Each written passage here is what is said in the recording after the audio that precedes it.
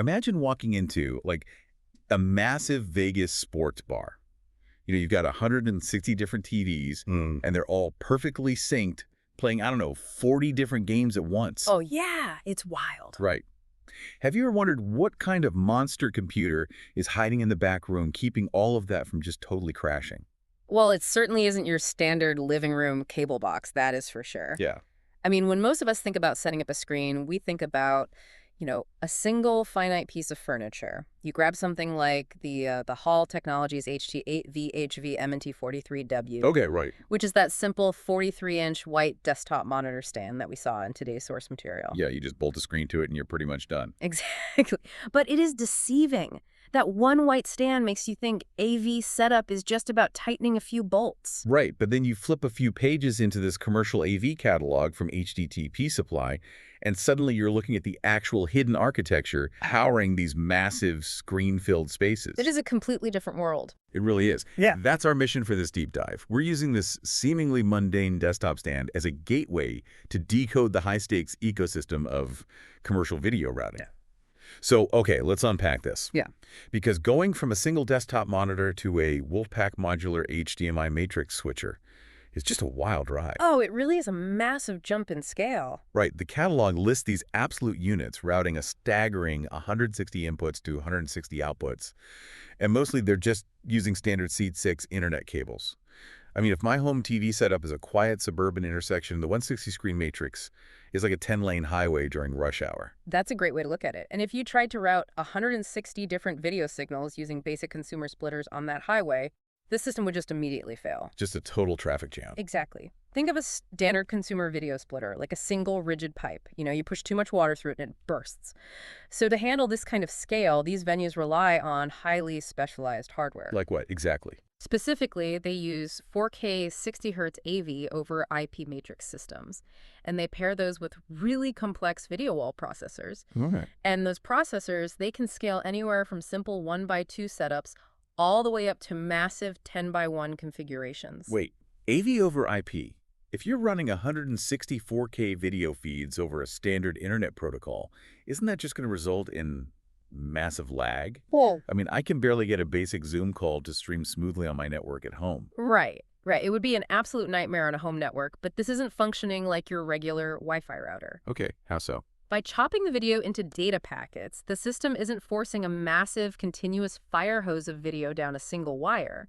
Instead, it's sending these smart little envelopes of data. Oh, shit. And those envelopes know exactly which of the 160 screens they belong to, so they navigate a dedicated enterprise network dynamically. It's sort of like a highly organized shipping yard. Right, where everything has a specific destination.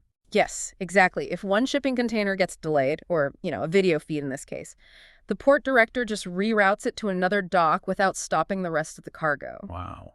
And because it's a modular matrix, the inputs and outputs are isolated on hot swappable cards. So if one card fries, you just pull it out and slot in a new one. Without taking down the other 159 screens. Precisely. You don't lose the whole bar just for one bad card. Which definitely explains how the hardware survives the load.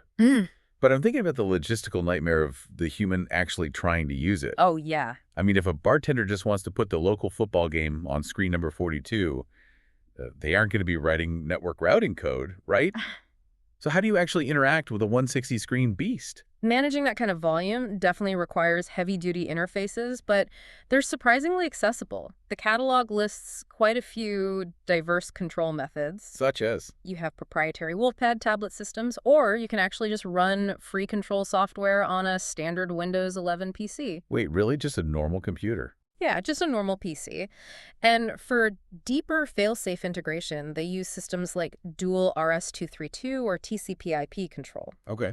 RS-232 is an older but absolutely bulletproof hardwired serial connection that communicates directly with the hardware. So you can literally sit at a normal Windows 11 PC, click a mouse, and instantly swap the video feeds on dozens of screens across a massive building. You can.